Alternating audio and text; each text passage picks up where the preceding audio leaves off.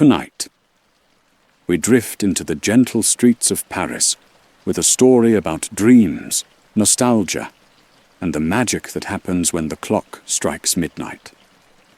This is not a tale of adventure or drama, but a peaceful journey through cobblestone streets and quiet conversations where time moves like honey and every moment feels soft and golden. But before that, my name's Murphy, and I'd love to know where you're listening from and what time of day it is for you.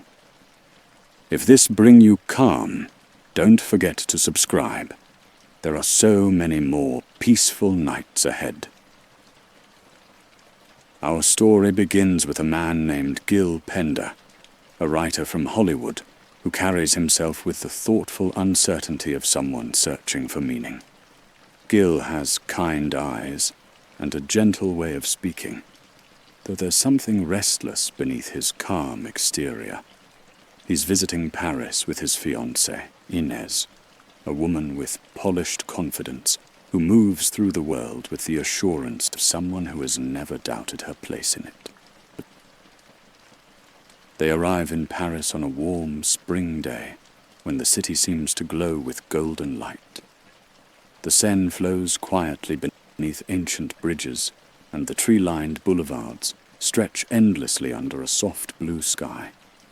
Gil steps off the plane feeling something he hasn't felt in years, a sense of belonging, as if the city itself is welcoming him home to a place he's never been. Inez walks beside him with practical efficiency, checking her phone and organizing their itinerary. She sees Paris as a destination to be conquered, a series of museums and restaurants to be visited and photographed. But Gil moves more slowly, letting his eyes wander over the weathered stone buildings and the way afternoon light filters through the leaves of the chestnut trees. Their hotel sits on a quiet street in the heart of the city, where the sound of footsteps on cobblestones mingles with the distant hum of traffic. Gil stands at their window, watching people below as they walk unhurriedly to cafés and bookshops. There's something about the rhythm of Parisian life that makes him feel peaceful, as if time itself moves differently here. The next morning, Gil and Inez begin their exploration of the city. They walk through the narrow streets of the Latin Quarter, where ancient buildings lean against each other, like old friends sharing secrets. The air smells of fresh bread from boulangeries and the faint sweetness of flowers from small corner shops.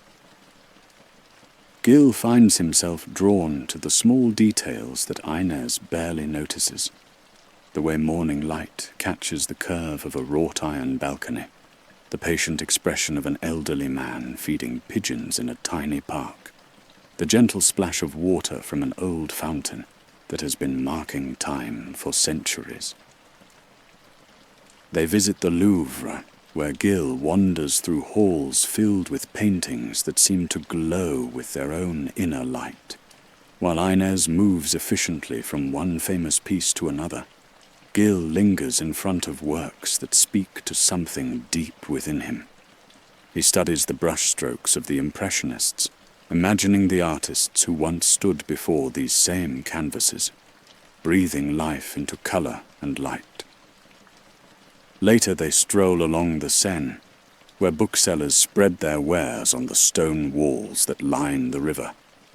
Gil runs his fingers along the spines of old volumes, feeling the weight of stories and ideas that have survived decades, even centuries. The river moves slowly beside them, carrying leaves and reflections of clouds toward the distant sea. As they walk, Gil begins to share his feelings about the city and about time itself. He speaks softly about his belief that the past was somehow more beautiful, more meaningful than the present. To him, Paris in the 1920s represents a golden age when writers and artists gathered in cafés to discuss ideas that would change the world.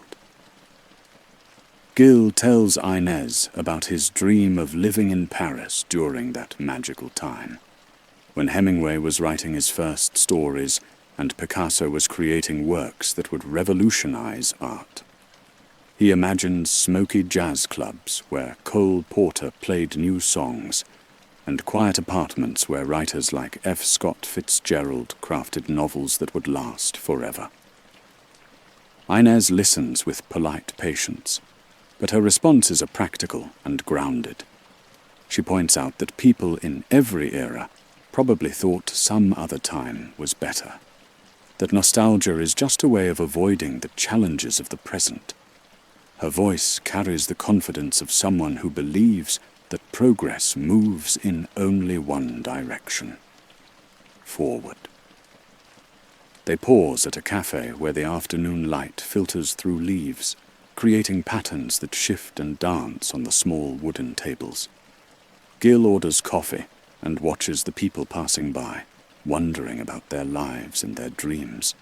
He feels a pull toward something he can't quite name, a sense that Paris holds secrets waiting to be discovered. That evening, they meet Inez's parents, who have come to Paris as part of their European vacation. Her father is a successful businessman who speaks in confident declarations about politics and economics. Her mother is elegant and practical, someone who approaches travel like a well-organized project with clear goals and measurable outcomes. They dine at an upscale restaurant where the conversation flows over wine and carefully prepared dishes. Gil finds himself feeling like an observer rather than a participant, watching this family dynamic unfold with detached interest. Inez's father discusses his business ventures with the satisfaction of someone who has succeeded in a competitive world. Her mother shares stories of their travels with the enthusiasm of someone who has checked items off a comprehensive list. Gil contributes to the conversation when asked, but his thoughts drift to the streets outside, to the idea of walking alone through Paris at night when the city takes on a different character. He imagines the quiet beauty of empty boulevards and the warm glow of streetlights reflecting off wet pavement. The restaurant buzzes with quiet conversations in French, creating a gentle backdrop that makes Gil feel both part of and separate from the scene around him. He sips his wine slowly, letting the rich flavor linger, while he watches the interplay of shadows and candlelight on the faces around him. The next day, they encounter Paul and Carol, friends of Inez from college, who happen to be in Paris at the same time. Paul is an intellectual who speaks with the authority of someone who has studied literature and art extensively. He has opinions about everything, and shares them with confident enthusiasm. Carol is warm and supportive, someone who seems genuinely interested in other people's experiences. Paul immediately takes charge of their sightseeing, explaining the history and significance of everything they encounter.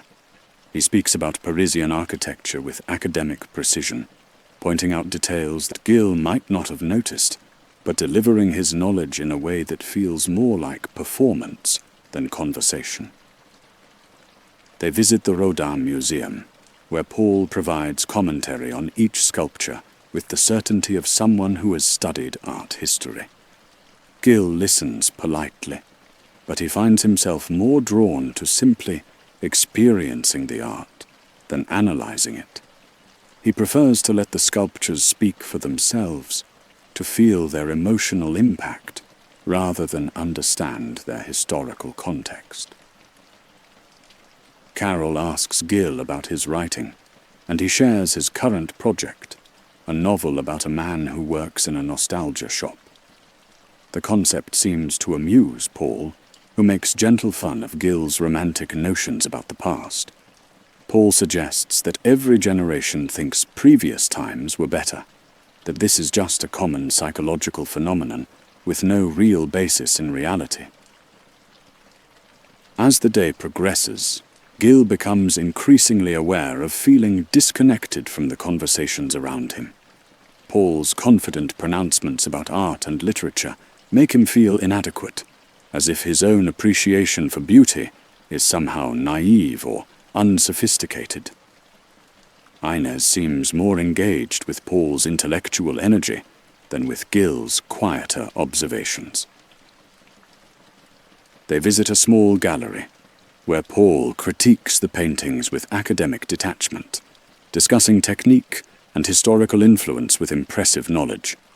Gil finds himself drawn to a simple landscape that captures the quality of light he's noticed in Paris, but when he mentions it, Paul dismisses it as unremarkable work by a minor artist. The group moves through the city with purpose and efficiency, but Gil feels like he's missing something essential.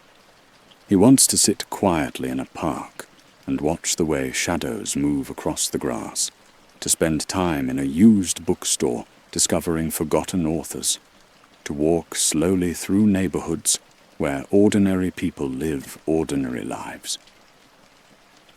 During lunch at a bustling cafe, Gil excuses himself and steps outside for a moment of quiet.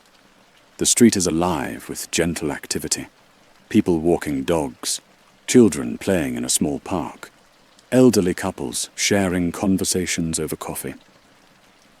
This everyday magic feels more real to him than the cultural education he's receiving from Paul. That evening, after dinner with the group, Gil tells Inez that he wants to take a walk alone. She's tired from the day's activities and happy to return to the hotel, but she seems slightly puzzled by his desire for solitude. She kisses him goodnight with affectionate routine, the way couples do when they've been together long enough to take such gestures for granted.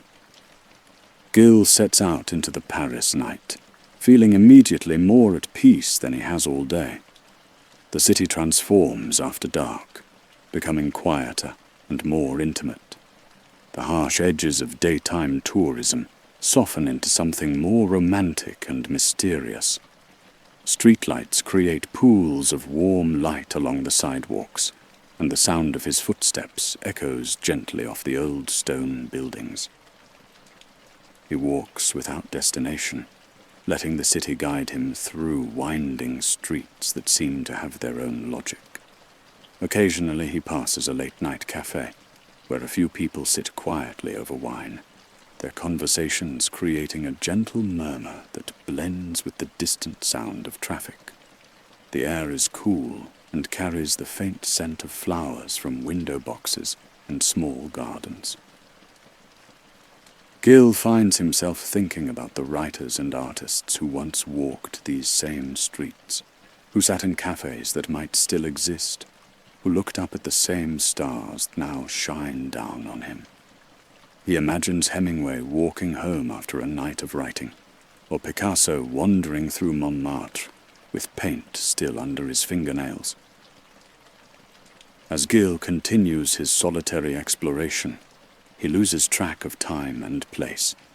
The narrow streets of the Latin Quarter wind around him like a gentle maze, each turn revealing new perspectives on the city's timeless beauty. He passes shops closed for the night, their windows displaying books and antiques that seem to hold stories from every era. He pauses at a small square where a fountain bubbles quietly in the center, surrounded by benches where couples might sit during the day. The moon casts soft light through the leaves of plane trees, creating shifting patterns on the cobblestones. Gil sits for a moment, feeling grateful for this peaceful solitude after the social energy of the day. Somewhere in the distance, he hears the sound of church bells beginning to chime. The deep, resonant notes roll across the city like a gentle announcement that the day is ending and the night is beginning. Gil counts the strikes, 11, 12, and realizes that it's midnight, that magical hour when one day becomes another. As the last bell fades into silence, Gil feels a strange sense of anticipation, as if the city itself is holding its breath, The usual sounds of modern Paris, the hum of air conditioning, the distant rush of traffic, seem to fade away, replaced by something quieter and more mysterious. Just as Gil is about to continue his walk, he notices something unusual. From around the corner comes the gentle purr of an old car engine, different from the sound of modern vehicles. The rhythm is slower, more deliberate, like the heartbeat of an earlier era. He looks up to see a vintage automobile approaching, its headlights casting a warm, yellowish glow that seems softer than modern lights. The car is beautiful in the way that only old things can be, elegant and substantial, with curves that speak of craftsmanship rather than efficiency. Its chrome bumpers gleam in the streetlight, and its paint job has the deep richness that comes from careful attention to detail. The car moves slowly, as if its occupants are in no hurry to reach their destination. Gil watches with fascination as the car draws closer. Through the windows, he can see figures inside, men and women dressed in clothing that seems to belong to another time. The women wear beaded dresses and feathered headbands, while the men sport bow ties and perfectly slicked hair. They're laughing and talking with animated gestures, and their voices carry the musical quality of people who are genuinely enjoying themselves. The car slows to a stop in front of Gil, and one of the windows rolls down. A woman with sparkling eyes and a radiant smile leans out and calls to him in accented English. She asks if he would like to join their party, extending the invitation with the casual friendliness of someone who assumes that all interesting people are welcome in their world. Gil hesitates for a moment, unsure whether this is really happening or if he's somehow dreaming. But the woman's smile is so warm and genuine that he finds himself walking towards the car, drawn by curiosity and the promise of adventure. As Gil approaches the vintage car, he notices details that make the scene feel even more dreamlike. The vehicle's interior is luxurious in an old-fashioned way, with rich leather seats and polished wood trim.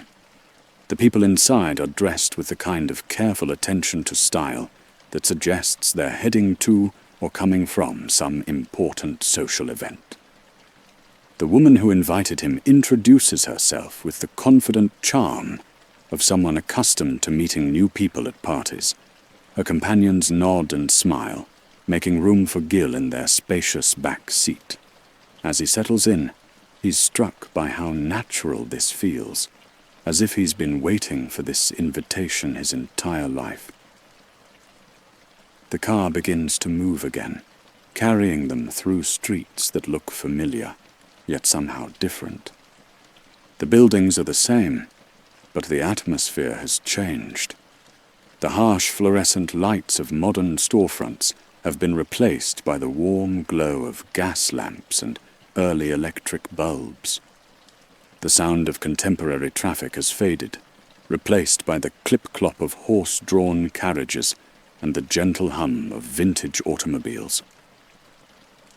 Gil looks out the window and sees people dressed in the fashion of the 1920s strolling along the sidewalks. Women wear drop-waist dresses and T-bar shoes, while men sport suspenders and bow ties. Everyone moves with a different rhythm, as if they have more time to appreciate the journey rather than rushing towards their destination. The conversation in the car flows easily, with topics ranging from literature to music to the exciting social changes happening in the world. Gil finds himself drawn into discussions about books he's read and ideas he's pondered, but presented from perspectives he's never considered. These people speak about art and creativity with the enthusiasm of those who believe they're living in an era of unprecedented cultural flowering. The car arrives at a building that glows with warm light and pulses with the sound of jazz music. As they step out, Gil can hear the distinctive rhythm of a piano, supported by the smooth notes of a saxophone and the gentle brush of drums. The music seems to wrap around them like a welcoming embrace, promising an evening of joy and discovery. They enter through doors that open onto a scene from Gil's dreams. The room is filled with people who embody the spirit of the 1920s. Women with bobbed hair and sparkling jewelry, men with slicked-back hair and confident smiles. Everyone seems to be having the kind of deep, meaningful fun that Gil has always imagined existed in this era. The party has the relaxed elegance of a gathering where everyone knows they're part of something special. Conversations flow over cocktails served in crystal glasses, and laughter rises and falls like music.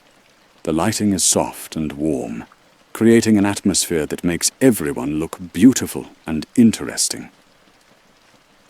Gil accepts a drink and finds himself drawn into conversations that feel more substantial than any he's had in years. People ask about his writing with genuine interest, and they share their own creative projects with the enthusiasm of those who believe that art can change the world. The topics range from literature to politics to the exciting technological changes that are reshaping society. The music provides a constant backdrop, with musicians who seem to be playing for the pure joy of creating sound. Their instruments shine under the soft lights, and their faces show the concentration and pleasure of artists who are doing exactly what they love. The rhythm is infectious, making everyone in the room move a little more gracefully, speak a little more musically.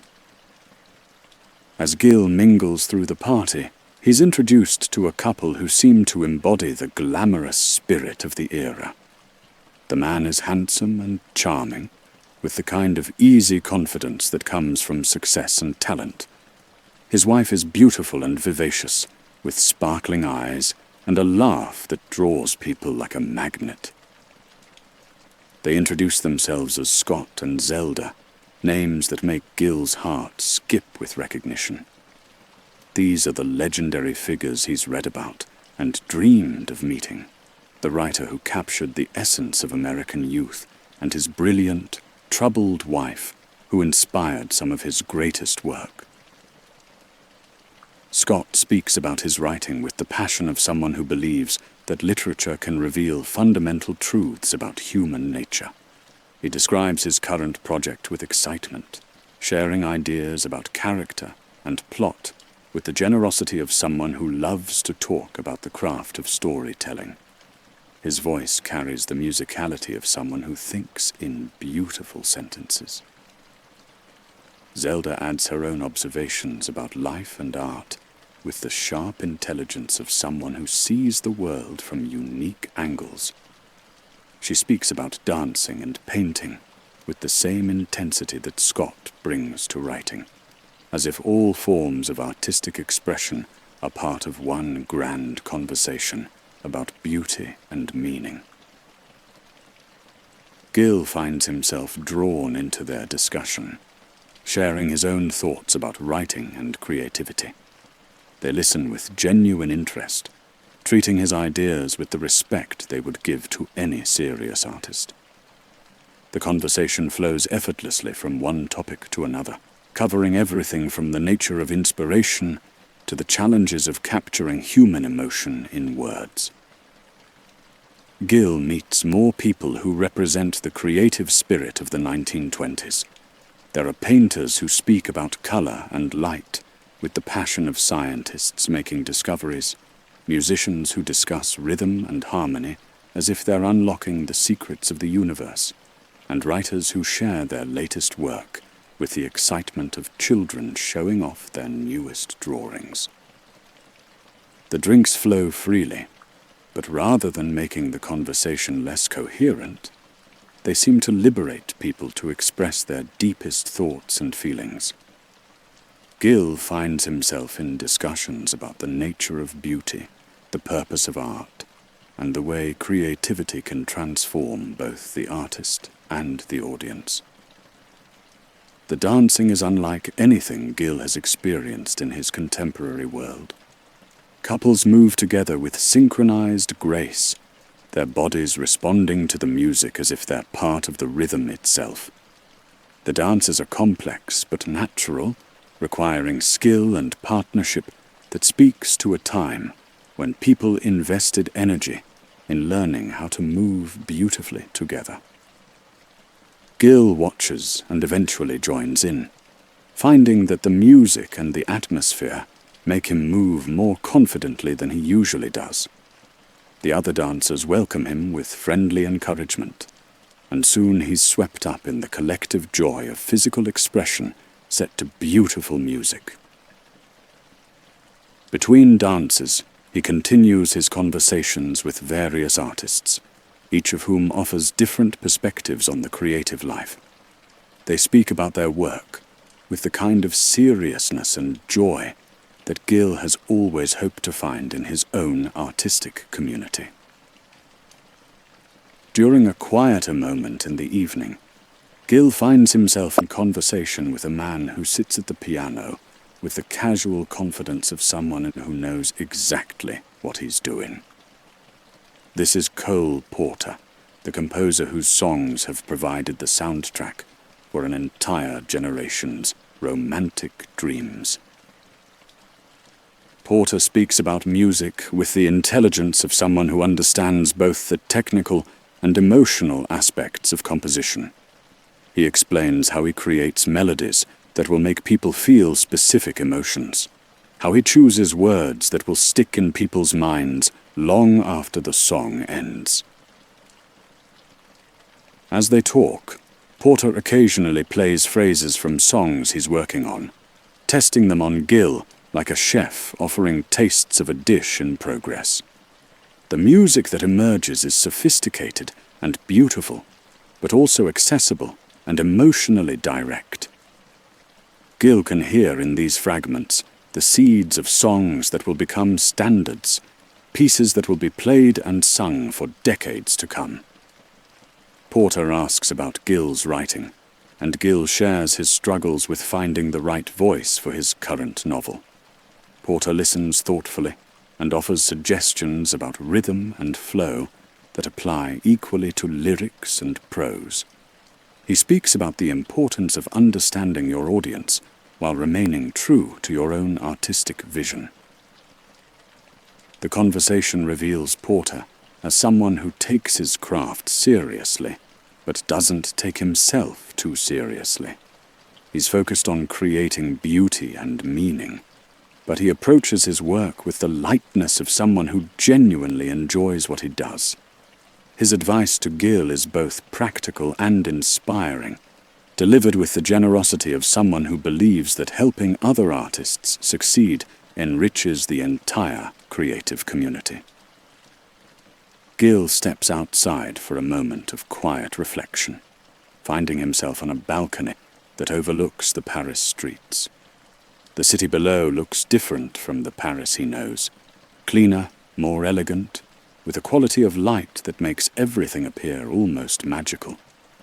The sounds that drift up from the street are gentler, more musical, as if even the traffic and conversation have been orchestrated by some invisible conductor.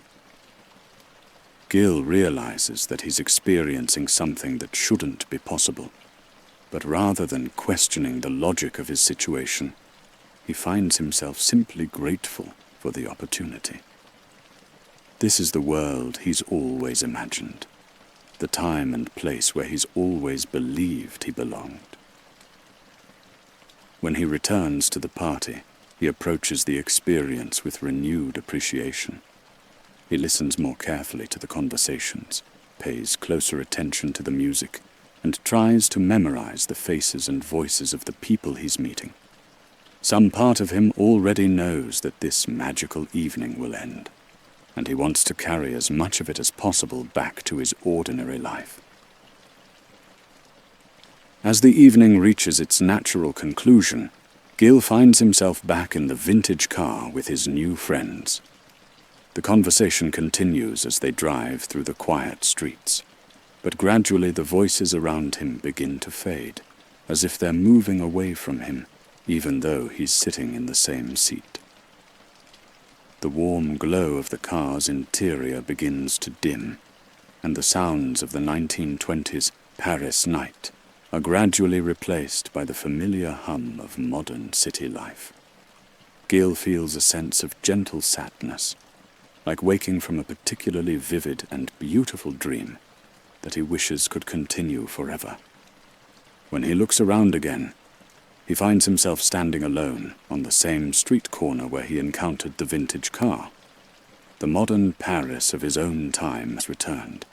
The fluorescent lights, the contemporary storefronts, the sound of late-night traffic carrying people to their ordinary destinations. For a moment, Gil wonders if he imagined the entire experience. But the memory is too vivid, too detailed to be just a dream. He can still hear the music, still feel the warmth of the conversations, still taste the drinks he shared with artists whose names he knows from history books.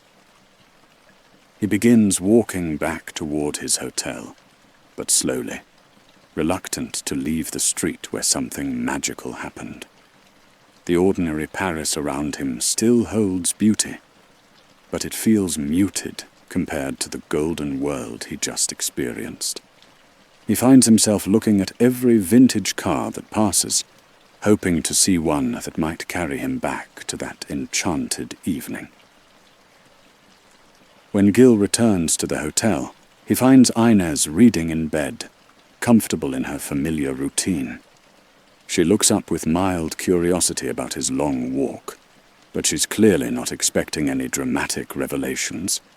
To her, he's simply taken an extended evening stroll through tourist areas of Paris. Gil sits on the edge of the bed and tries to find words for what he's experienced. He begins tentatively, describing the vintage car and the party, but even as he speaks, he can hear how incredible his story sounds. The details that felt so real and meaningful to him seem to dissolve into vague descriptions that don't capture the magic of what actually happened. Inez listens with the patient attention of someone who loves Gil, but doesn't quite understand his tendency toward romantic fantasies. She suggests that he might have encountered some kind of themed party or historical reenactment, offering logical explanations for the unusual evening.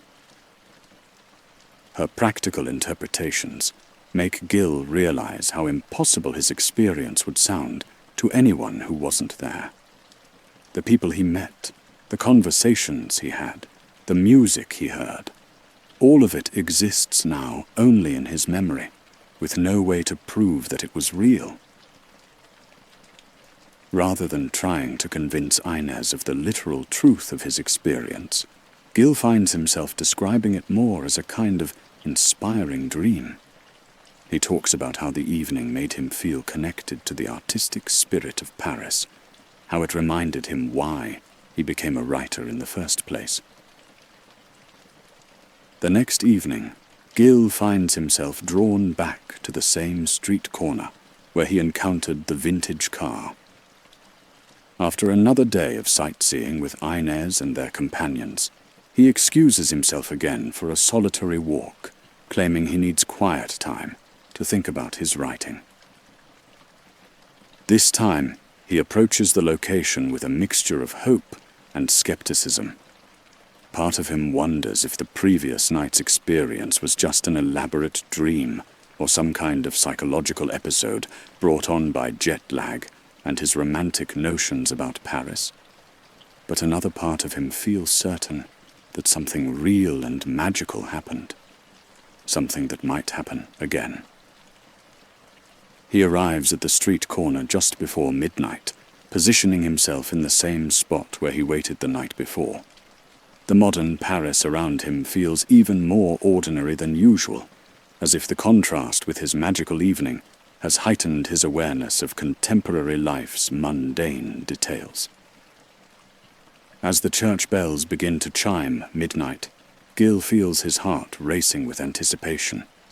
He listens to each bell toll, counting them as they mark the transition from one day to another.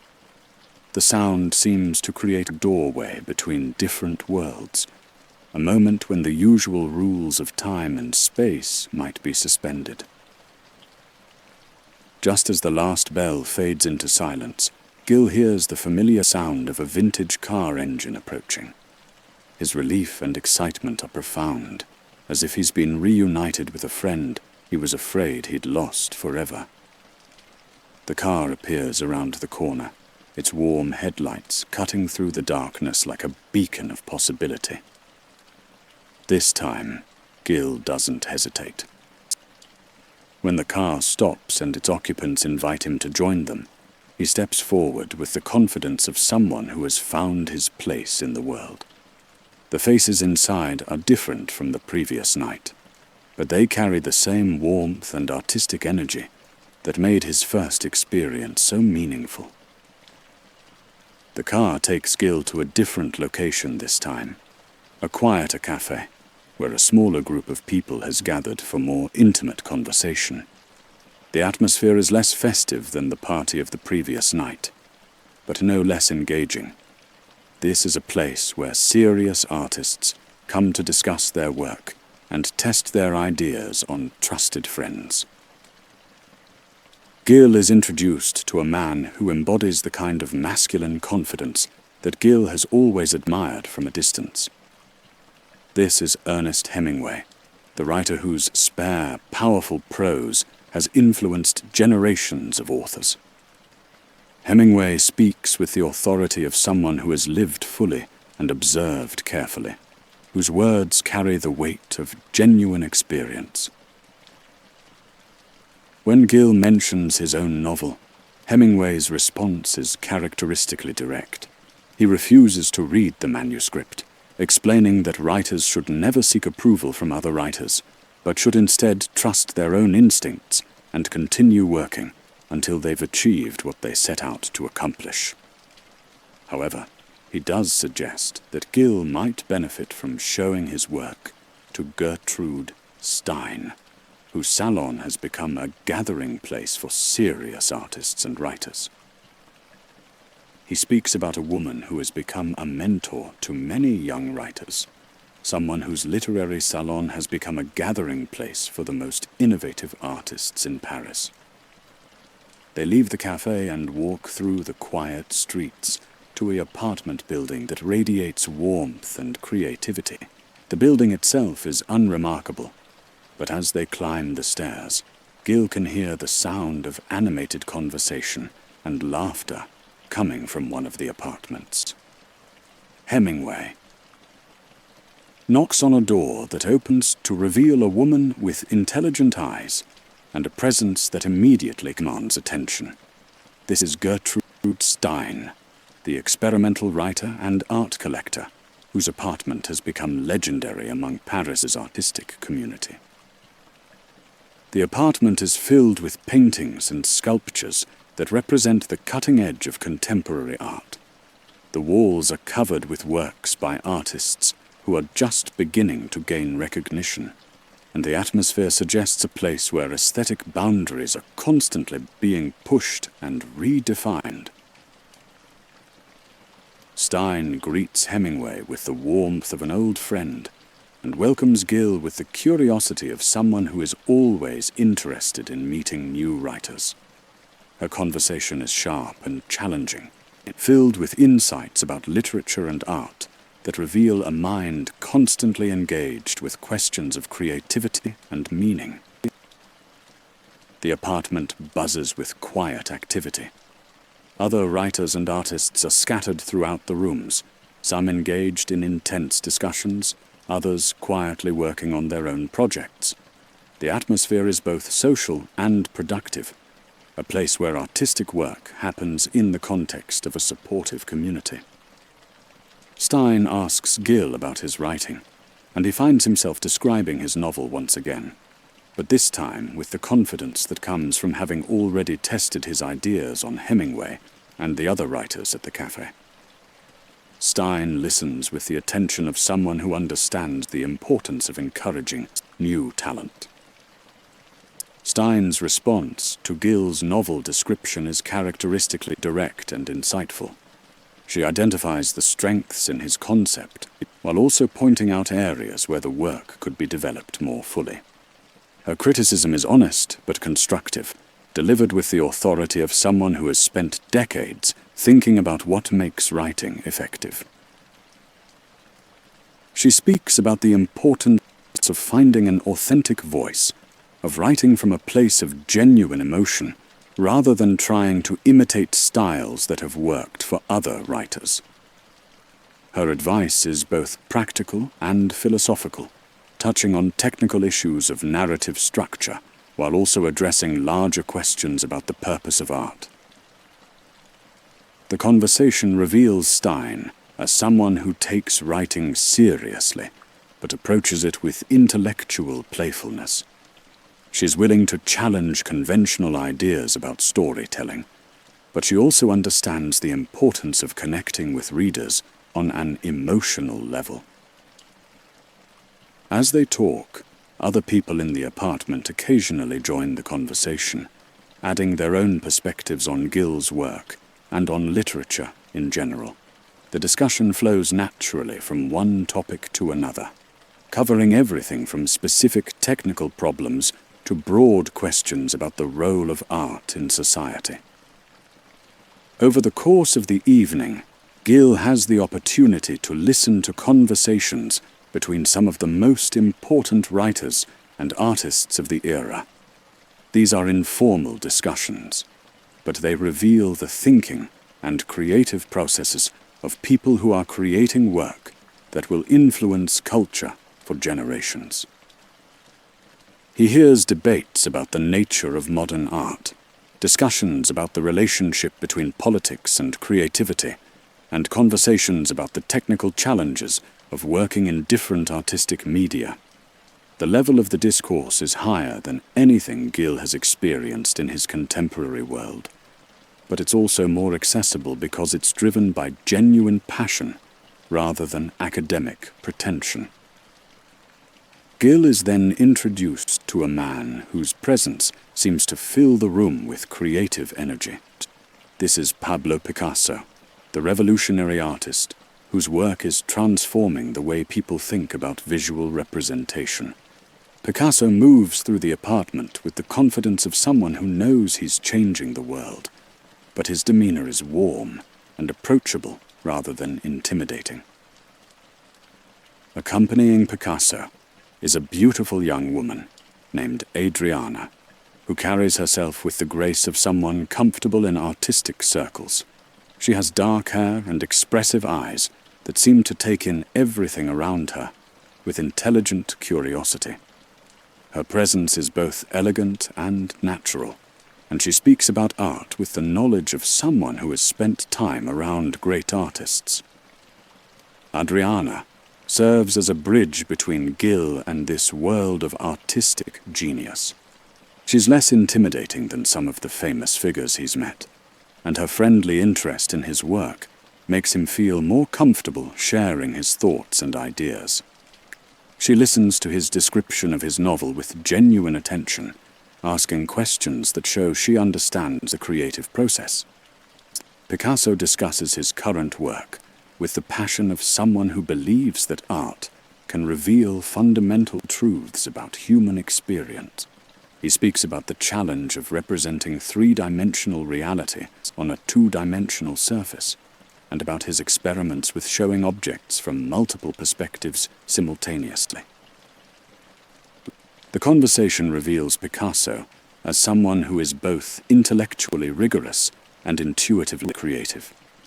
He approaches his work with the systematic thinking of a scientist, but he's also willing to trust his instincts and follow his artistic vision even when it leads him into unexplored territory. Gill finds himself increasingly drawn to Adriana's perspective on the artistic world around them. She moves through these gatherings with easy familiarity, clearly comfortable with the famous artists and writers who treat her as an equal rather than just a beautiful companion. Adriana speaks about the changes happening in art and literature with the enthusiasm of someone who feels privileged to witness a cultural revolution. She describes exhibitions and performances that are challenging conventional ideas about beauty and meaning, and she talks about the excitement of living in a time when artistic boundaries are being redefined. Her conversation reveals someone who is not just an observer of the artistic scene, but an active participant in it. She mentions her own interests in fashion and design, areas where she's exploring the same questions about form and function that preoccupy the painters and writers around her. Gill asks her about her life in this world, and she describes her existence that seems both glamorous and meaningful. She spends her days visiting studios and galleries, her evenings at salons and parties where the most interesting people in Paris gather to share ideas and inspiration. There's something wistful in the way Adriana talks about the present moment, as if she's aware that she's living through a golden age that won't last forever. She speaks about the importance of appreciating beauty and creativity while they're available, of not taking for granted the privilege of being surrounded by genius. Through his conversations with Adriana and the other artists, Gill begins to feel a renewed sense of purpose about his own writing. The encouragement and advice he's received from Hemingway and Stein, combined with the inspiring atmosphere of artistic creativity, gives him new confidence in his abilities and his vision. He starts to see his novel not just as a personal project, but as a contribution to the ongoing conversation about art and meaning that these great artists are having. The story he's trying to tell about nostalgia and memory feels more important when he discusses it with people who understand the power of art to illuminate human experience. When Gill returns to his hotel after these magical evenings, he finds it increasingly difficult to relate to the ordinary concerns of his contemporary life. Inez's conversations about wedding planning and social obligations seem trivial compared to the profound discussions about art and meaning he's been having with the great artists of the past. Gill tries to share his enthusiasm about his writing progress, but Inez responds with polite interest rather than genuine engagement. She's happy that he seems inspired, but she doesn't understand the source of his sudden creative energy or the way it's changing his perspective on their relationship. The contrast between his two worlds becomes more pronounced each day. During the day, he participates in tourist activities and social gatherings that feel increasingly meaningless, while at night he enters a world of artistic passion and intellectual excitement that feeds his soul. Inez begins to notice changes in Gill's behavior and attitude. He seems distracted during their daytime activities, as if he's thinking about something else. He's less interested in the social aspects of their trip and more focused on solitary activities like writing and wandering through the city. Their conversations become more superficial as Gill finds it harder to share his real thoughts and feelings with someone who wouldn't understand the experiences that are transforming him. He loves Inez, but he's beginning to realize that they may want different things from life. The growing distance between them is gradual and subtle, but it reflects Gill's increasing awareness that he's changing in ways that might not be compatible with the life he's been planning. His nightly journeys to the past are showing him possibilities he never considered before. Gill's days in contemporary Paris take on a strange, dreamlike quality as he moves through familiar tourist activities, while his mind remains focused on the magical world he visits each night. He accompanies Inez to museums and restaurants, participates in conversations with Paul and Carol, and fulfills his obligations as a tourist and fiancé.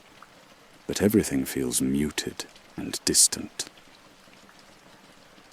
During a visit to the Musée d'Orsay, Gil finds himself standing in front of paintings by artists he's met in person just hours before. The experience is surreal and moving as he looks at works created by people who are no longer distant historical figures, but friends whose voices he can still hear, whose personalities he now knows intimately. He studies a Picasso painting with new understanding, remembering the artist's explanation of his techniques and motivations.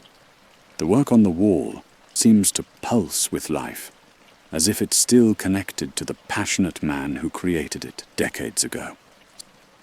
Gil realizes that art serves as a bridge between different time periods, allowing the past to speak directly to the present.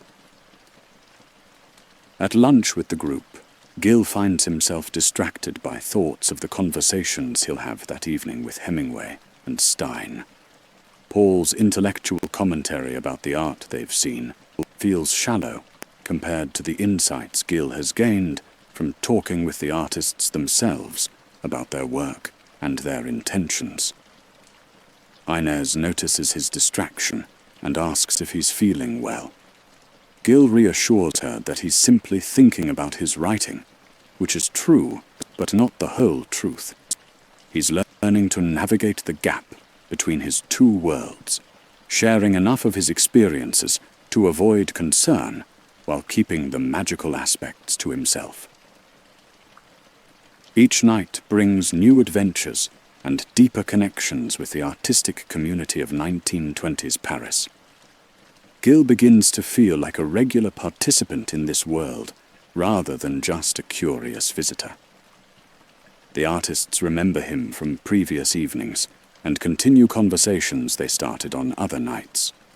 He attends intimate gatherings where writers read from their work in progress, and he participates in discussions about the future of literature and art.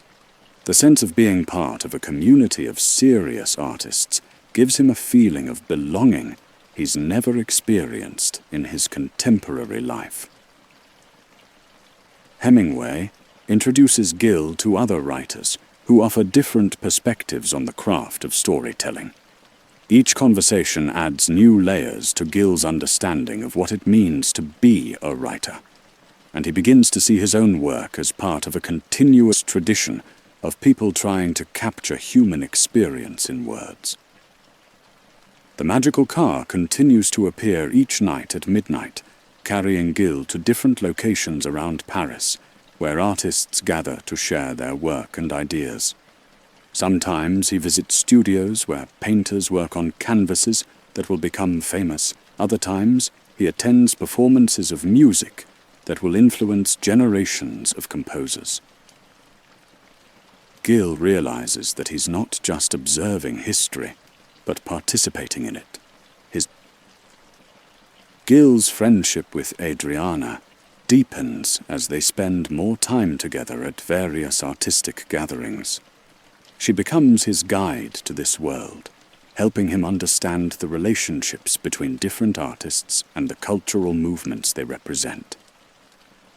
Their conversations grow more personal as Adriana shares her own dreams and aspirations. She speaks about her interest in fashion and design, areas where she hopes to make her own artistic contributions.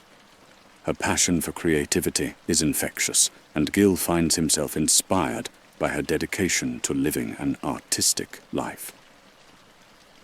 Adriana also reveals her own sense of displacement, her feeling that she belongs to a different time than the one she's living in.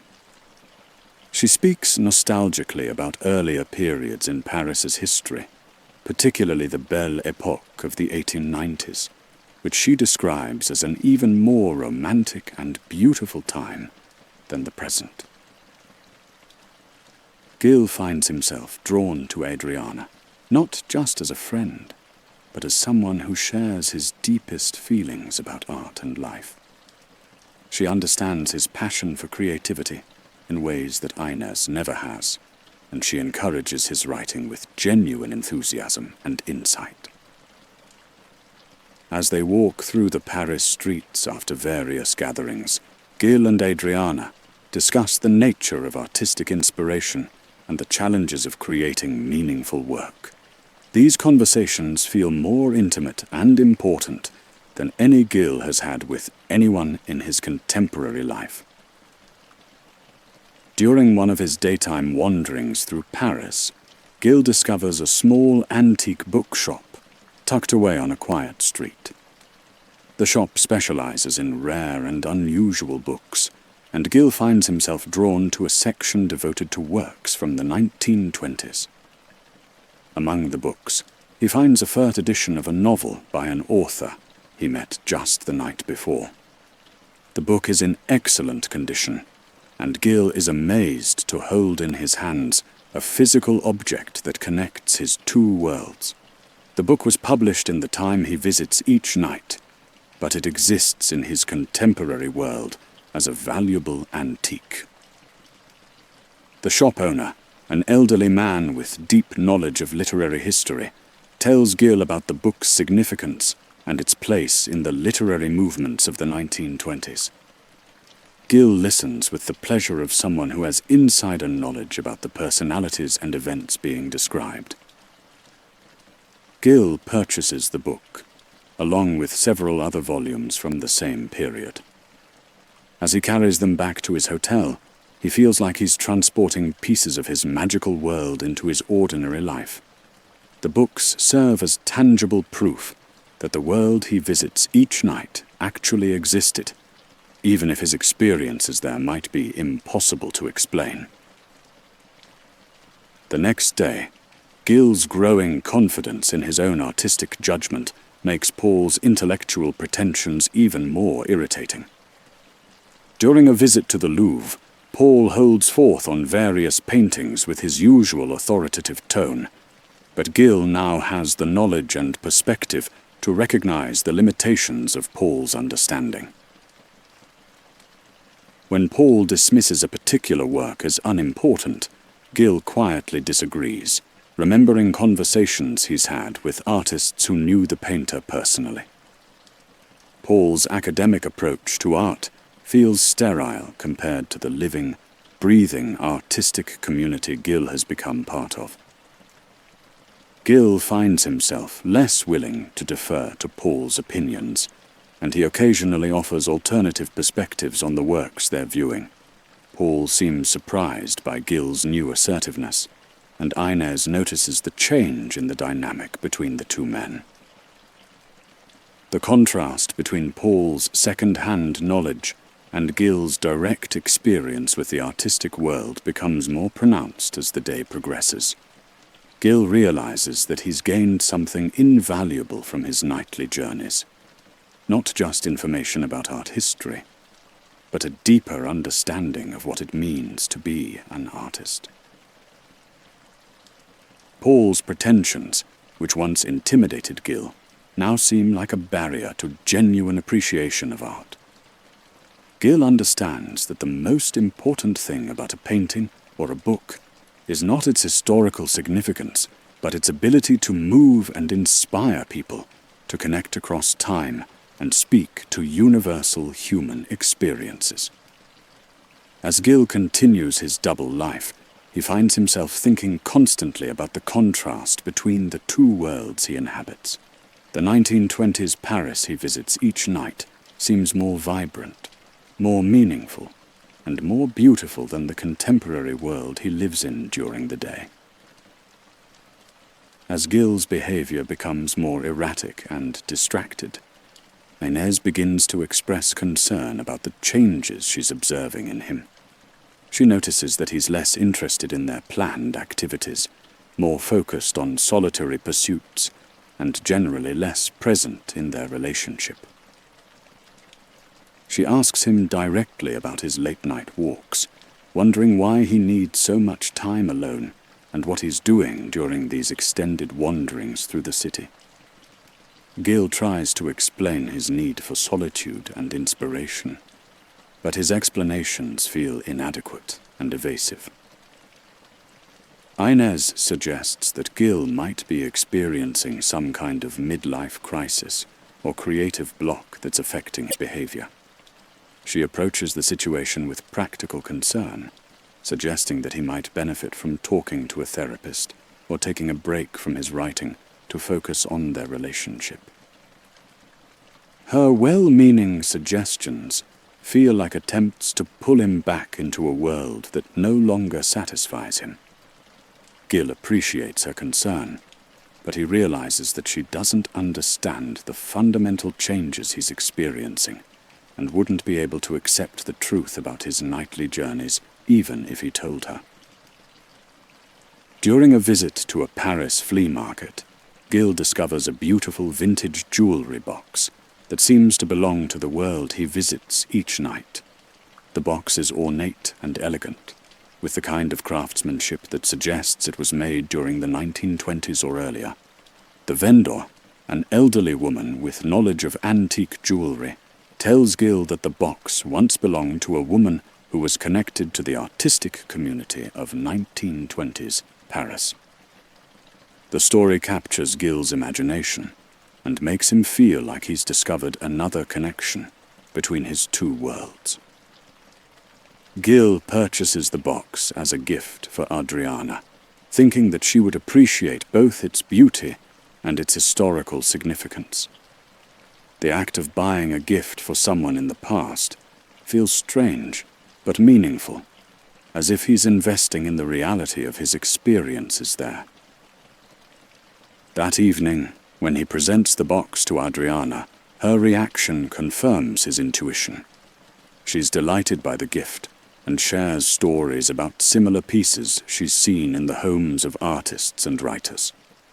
As Gil's experiences in the past become more frequent and meaningful, he begins to notice connections between his two worlds that suggest his journeys might be having effects beyond his own experience.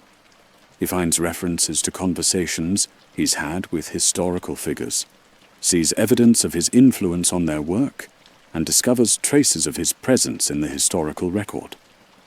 In a used bookstore, he finds a book that contains a dedication to someone with his name, written by an author he's befriended in the past.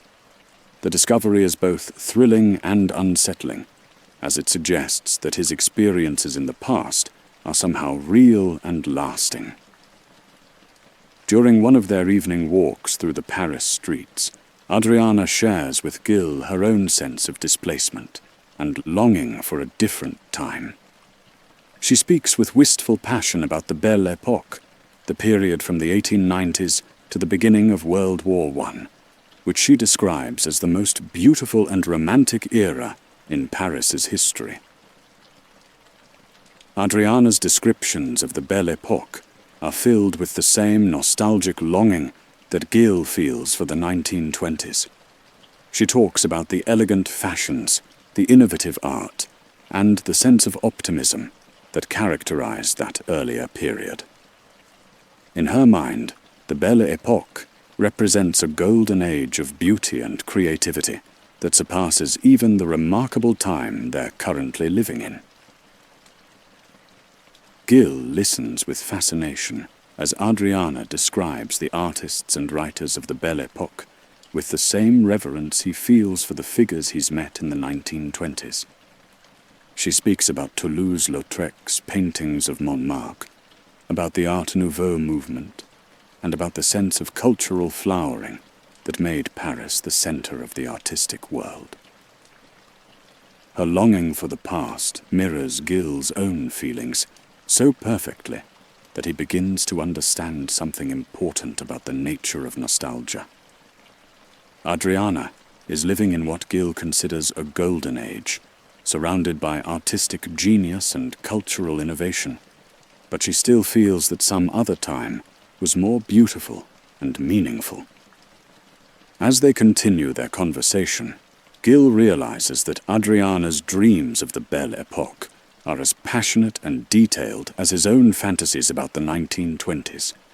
She describes the period with the same mixture of historical knowledge and romantic idealization that he brings to his appreciation of her world. During one of their walks, Gil and Adriana find themselves in a part of Paris that seems particularly rich with historical atmosphere. The narrow streets and old buildings create an environment that feels suspended between different time periods, as if the past and present are overlapping in visible ways. When the familiar sound of an approaching vintage car reaches their ears, Gil is surprised to see that this vehicle is even older than the ones that usually carry him to the 1920s. The car is an elegant carriage with horses rather than a motor vehicle, and its occupants are dressed in the elaborate fashions of an earlier era. Adriana's eyes light up with recognition and excitement as she realizes that this carriage might be her pathway to the Belle Époque, just as the vintage cars have been Gil's pathway to the 1920s. She turns to Gil with a mixture of anticipation and nervousness, as if she's about to embark on a journey she's dreamed about her entire life. Gil encourages her to accept the invitation when the carriage occupants beckon to them, and together they step into this new vehicle that promises to carry them even further back in time. The transition feels natural and magical, as if they're being transported not just to a different time, but to a different level of reality. As the carriage begins to move, Gil and Adriana find themselves traveling through a Paris that is transforming around them. The electric lights fade and are replaced by gas lamps. The sounds of 1920s automobiles disappear, and the city takes on the appearance and atmosphere of the 1890s. The carriage brings them to the Moulin Rouge during its original heyday, when the cabaret was new and scandalous and represented the cutting edge of Parisian entertainment. The building glows with warm light and pulses with the sound of music and laughter, promising an evening of spectacular entertainment. Gil and Adriana enter the famous cabaret and find themselves immersed in the world of the Belle Époque. The atmosphere is both more formal and more liberated than the 1920s gatherings Gil has become accustomed to. The women wear elaborate gowns with bustles and feathers, while the men sport top hats and walking sticks. The entertainment is lavish and artistic, with can-can dancers whose performances are both athletic and graceful. The music is different from the jazz of the 1920s, more orchestral and operatic, but equally passionate and engaging. The entire scene represents a different approach to pleasure and artistic expression. Gil observes the scene with fascination, noting how this earlier period has its own distinct character and energy. The Belle Époque feels both more innocent and more decadent than the 1920s, with an emphasis on spectacle and beauty that reflects a different set of cultural values. Adriana moves through this environment with the same natural grace she showed in the 1920s, but with even more obvious pleasure and excitement. This is clearly the world she's always dreamed of inhabiting, and her joy at being there is infectious and beautiful to witness. During their evening at the Moulin Rouge, Gil and Adriana are introduced to some of the most important artists of the Belle Époque. They meet Henri de Toulouse-Lautrec, the painter whose works captured the spirit of Montmartre nightlife, and Paul Gauguin, the artist who would later become famous for his exotic paintings created in faraway places. Toulouse-Lautrec is exactly as Gil imagined him, small in stature but enormous in personality, with penetrating eyes and a passion for life that overcomes his physical limitations. He speaks about his art with the enthusiasm of someone who has found perfect subject matter in the dancers and entertainers of Montmartre. Gauguin is more mysterious and introspective, someone who seems to be searching for something that he hasn't yet found. He talks about his plans to leave Paris and seek inspiration in more primitive and authentic environments, places where he can discover new approaches to color and form. The conversation between these artists reveals the same kind of creative ferment that Gil has experienced in the 1920s, but with different concerns and different artistic goals. As the evening progresses, Gil makes a startling discovery that changes his understanding of nostalgia and the human relationship with time. He learns that Toulouse-Lautrec and Gauguin, like Adriana, believe that they're living in a period of cultural decline compared to some earlier golden age. The artists of the Belle Époque speak longingly about the Renaissance, describing it as a time when art and culture achieved heights that their own era can only aspire to imitate. They discuss Leonardo da Vinci and Michelangelo with the same reverence that Gil feels for Hemingway and Picasso, and that Adriana feels for the artists of the Belle Époque. This revelation hits Gil like a thunderbolt of understanding. He realizes that every generation believes that some previous time was more beautiful, more meaningful, and more golden than their own present moment. The pattern repeats endlessly, with each era looking backward for inspiration and validation. Gil begins to see that his own obsession with the 1920s is part of a universal human tendency to idealize the past, and to believe that other times and places hold the key to happiness and fulfillment. Even the artists he most admires, living in the periods he most envies, feel the same sense of displacement and longing that he does. The recognition is both liberating and sobering. Gil understands that the golden age he's been seeking doesn't exist in any particular time period, but rather in the human capacity for creation and appreciation that transcends historical boundaries. As Gil processes this revelation about the nature of nostalgia and the universal human tendency to romanticize the past, he begins to understand something crucial about his own life and choices. He realizes that his search for the perfect golden age has been preventing him from fully engaging with the present moment and the opportunities it offers. The artists he's met in both the 1920s and the Belle Époque are remarkable not because they lived in perfect times, but because they were fully present in their own historical moments. They created meaningful work and built meaningful relationships within the constraints and possibilities of their own eras. Gil recognizes that his own present moment, despite its imperfections, offers the same potential for creativity and meaning that he's found in the past. The key is not to find the perfect time to live in, but to live fully and authentically in whatever time he's been given. This understanding doesn't diminish the value of his experiences in the past, but it does change his relationship to them. Rather than seeing them as escapes from an unsatisfactory present, he begins to view them as inspiration for creating a more satisfying, contemporary life. As the evening in the Belle Époque draws to a close, Gil knows that he must make a difficult decision about his relationship with Adriana and his continued journeys to the past. He's grown to love her, but he's also come to understand that their relationship, like his attraction to the past itself, is based on a kind of romantic fantasy that prevents him from engaging fully with reality. Gil explains to Adriana his new understanding about the nature of nostalgia and the importance of living in the present moment.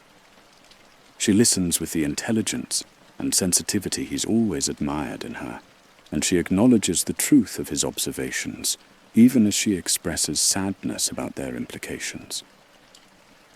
Adriana admits that she's been using her relationships with men from other eras as a way of avoiding commitment to her own time and place. She recognizes that she, like Gil, has been searching for a perfect golden age that doesn't exist, and that this search has prevented her from building a real and lasting life. Their conversation is tender and honest, filled with the kind of emotional intimacy that comes from sharing profound realizations about life and love. They both understand that their relationship, however meaningful, belongs to the realm of fantasy rather than reality. As they prepare to part ways, Gil and Adriana exchange expressions of gratitude for the time they've shared and the insights they've gained from their friendship. They both know that their paths are leading them in different directions, but they're grateful for the role they've played in each other's growth and understanding. When Gil returns to his contemporary world after his final journey to the past, he carries with him a new sense of clarity about what he wants from life. The magical experiences he's had with the great artists of history have given him not just inspiration, but also wisdom about the importance of living authentically in the present moment. He realizes that his engagement to Inez was based on a version of himself that he's outgrown, and that their planned life together would prevent him from pursuing the artistic path that has become central to his identity. The decision to end their engagement is difficult but necessary, driven by his new understanding of who he is and what he values. Gil also understands that his time in Hollywood, writing scripts that don't reflect his true interests and abilities, has been a compromise that he can no longer make. The conversations he's had with Hemingway and Stein about the importance of writing truthfully have convinced him that he needs to focus on creating work that matters to him personally.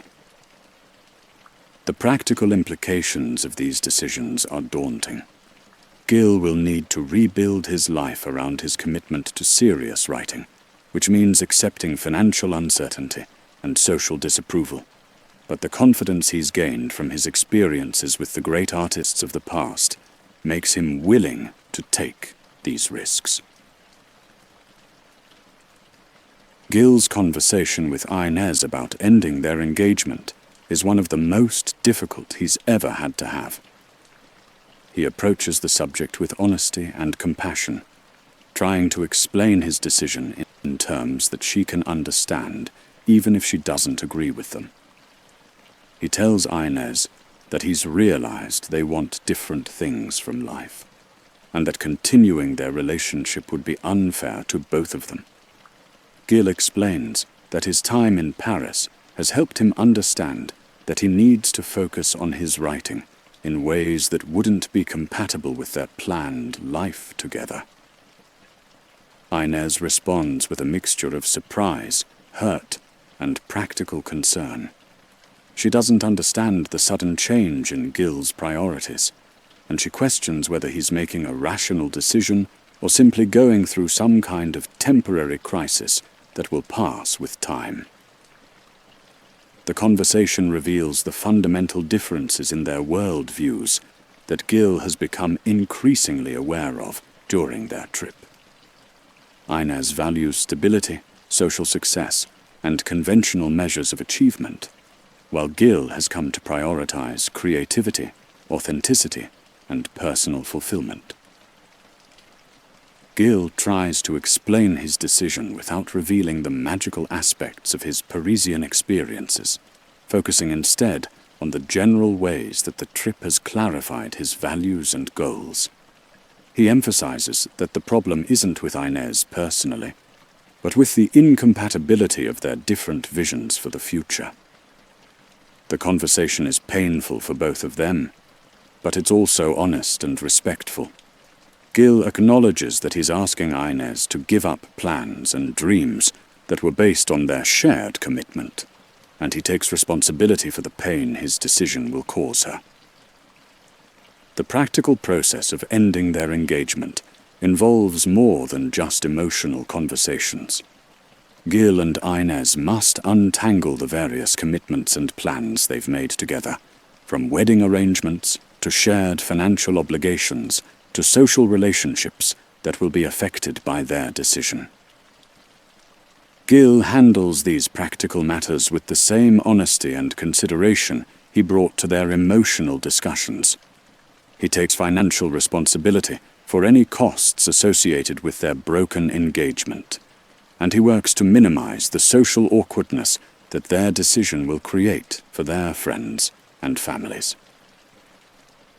The process of letting go is gradual and sometimes painful, but it's also liberating for Gil. Each step away from their planned life together is a step towards the authentic existence he's decided to pursue. He feels sadness about the end of their relationship, but also relief about the freedom to follow his artistic calling. Inez handles the transition with dignity and grace, even though she clearly doesn't understand or approve of Gil's decision. She maintains her composure in public and treats Gil with courtesy rather than bitterness, which makes the process easier for both of them. As their engagement officially ends, Gil feels a mixture of grief and anticipation. He's sad about the end of a relationship that once promised happiness and security, but he's also excited about the unknown possibilities that lie ahead. On his final night in Paris, Gil takes one last gentle walk through the quiet city streets. The evening air is cool and soft against his skin, and the streetlights cast warm golden pools along the cobblestones. This time, his walk feels different. He's not searching for anything magical or mysterious. He's not waiting for midnight to strike or hoping for a vintage car to appear. Instead, he simply wants to savor the beauty of the present moment. Gil moves slowly, taking his time to notice details that might have escaped him during his earlier explorations. The way the lamplight catches the edges of old stone buildings, the gentle sound of his footsteps echoing softly in the narrow streets, the warm glow spilling from cafe windows where people sit quietly, enjoying their evening conversations. The Paris he observes now is neither the contemporary city he initially dismissed, nor the romanticized past he's been visiting in his midnight adventure. As Gil continues his peaceful walk through the city, the sky above begins to change. Soft clouds gather quietly overhead, and after a while the first gentle drops of rain now begin to fall. The rain starts slowly, almost hesitantly, as if the sky is unsure whether to release its burden or hold it a little longer. Gil doesn't hurry to find shelter. Instead, he slows his pace even more, allowing the cool droplets to touch his face and hands. The rain is warm and gentle, not the harsh downpour that sends people scurrying for cover, but the kind of soft precipitation that makes the city feel clean and fresh and new. The cobblestones beneath his feet begin to glisten with moisture, reflecting the streetlights in shimmering patches of gold and amber. The rain creates a gentle percussion on the cafe awnings and the leaves of the plane trees that line the boulevards. Each drop seems to carry with it a sense of renewal, of washing away the old to make space for something new. The rain makes the city feel more intimate, more personal. Fewer people are out on the streets now, and those who are move with the same unhurried pace that Gil has adopted.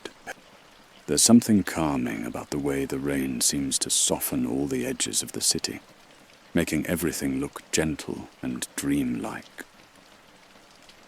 As the rain continues to fall, Gil notices how it brings out different scents in the air. The smell of wet stone, of damp earth, from the small gardens tucked between buildings, of coffee and bread from the bakeries preparing for the morning ahead. These scents blend together to create something uniquely Parisian, something that speaks to the soul in a language older than words. Gil's gentle walk through the rain-softened streets eventually leads him to one of Paris's beautiful bridges. The Seine flows quietly beneath him, its dark waters reflecting the city lights in long, wavering lines of gold and silver. The rain has eased to a soft mist now, creating a gentle halo around each street lamp and giving the entire scene a quality of peaceful tranquility. As Gil stands on the bridge, looking out over the water and the city beyond, he notices he's not alone. A woman stands a little way down the bridge, also gazing out at the river. She's holding a small umbrella, but she's lowered it now that the rain has gentled to barely more than a whisper in the air. The woman seems lost in her own quiet thoughts, much as Gil is in his. There's something peaceful about her presence, something that speaks to the same sense of contemplation that has filled Gil's evening walk. She's not hurrying anywhere, or checking her phone, or looking anxiously at the time. She's simply being present in the moment, much as Gil has learned to be. After a while, their eyes meet across the gentle distance of the bridge. She smiles softly, and Gil finds himself smiling back. It's not the kind of dramatic, life-changing encounter that happens in movies. It's something quieter, more natural. Two people sharing a moment of connection in the soft rain of a Paris evening. They begin to talk, their conversation flowing as gently as the river beneath them. She tells him about her work at a small bookshop in the Marais district, about how she loves the quiet hours when she can arrange the books and help customers find exactly what they're looking for. Her voice is warm and thoughtful, and Gil finds himself drawn to her genuine love for simple, meaningful things. Gil shares a little about himself, not the magical parts of his recent experiences, but the real parts. His love of writing, his decision to stay in Paris to pursue his work, his growing appreciation for living fully in the present, rather than yearning for other times and places. Their conversation is unhurried and comfortable, filled with the kind of gentle pauses that allow each person to really listen to the other. They talk about books they've loved, about quiet corners of Paris they've discovered, about the way the city looks different in the rain. There's no pressure, no urgency, just two people connecting over shared appreciation for life's quieter pleasures. As they talk, Gil realizes that this moment, standing on a bridge in the gentle rain, having a peaceful conversation with someone who appreciates the same simple beauties he's learning to cherish, is exactly the kind of present moment experience he's been seeking. It's not about escaping to another time or place. It's about being fully alive to the possibilities that exist right here, right now. As the evening draws to a close, Gil and the woman, whose name is Gabriel, exchange contact information with the quiet promise of meeting again soon. There's no dramatic declaration of love or destiny, just the gentle acknowledgement that they have found something worth exploring further. Gil continues his walk through the now quiet streets, but something has changed. The city feels different around him, not because it's magical or mysterious, but because he's different. He's learned to see it with new eyes, to appreciate its present-day beauty, without needing to compare it to some idealized past. As he walks, Gil thinks about the choices he's made and the path that lies ahead. He's decided to stay in Paris, to rent a small apartment and dedicate himself to his writing. He'll wake up each morning to the sounds of the city coming alive.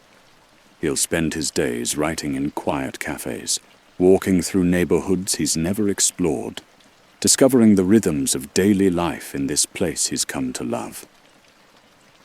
The magical midnight experiences that opened his eyes to new possibilities have ended, but what they gave him will last forever. He's learned that every age has its own beauty, its own challenges, its own opportunities for meaning and connection. He's learned that the key to happiness isn't escaping to a different time, but learning to live fully in the time you've been given. Gil's apartment will be small but filled with morning light. He'll write at a simple desk by the window, watching the people in the street below go about their daily lives. He'll shop at the local market, practice his French with the vendors, become part of the gentle rhythm of neighborhood life. In the evenings, he'll meet Gabrielle for quiet dinners or walks along the Seine. They'll visit small galleries and bookshops, attend readings at tiny theaters, discover the hidden corners of the city that tourists never see. Their relationship will grow slowly, naturally, built on shared appreciation for life's quieter pleasures. Gil's writing will change too. Instead of looking backward with nostalgia, he'll write about the present moment with all its complexity and beauty. He'll capture the feeling of rain on cobblestones, the sound of quiet conversations in cafe corners, the way light falls through apartment windows on ordinary Tuesday afternoons. The novel he's been working on will find its true voice at last. It will be about someone learning to live fully in the present, about the beauty that can be found in everyday moments when we stop yearning for somewhere else and start appreciating where we are. As Gil finally turns toward his hotel for the last time, he feels a sense of completion and beginning all at once. Tomorrow he'll start his new life, not as an escape from reality, but as a full embrace of it. He'll wake up in Paris not as a tourist or a time traveler, but as someone who has chosen to make this place, this time, his home. The rain has stopped completely now, and the streets shine with a gentle wetness that reflects the city lights like scattered stars. Gil walks slowly, savoring each step, each breath of the cool night air. He knows that this is just the beginning of his real adventure. Not a journey to the past, but a journey into the full, authentic life he's finally ready to live. And as he walks, the city seems to welcome him with its quiet beauty, its endless possibilities, its gentle promise that the present moment, when fully embraced, contains all the magic anyone could ever need. The end. If you are still awake, try our other movie story videos. Subscribe if you liked the video. Thanks.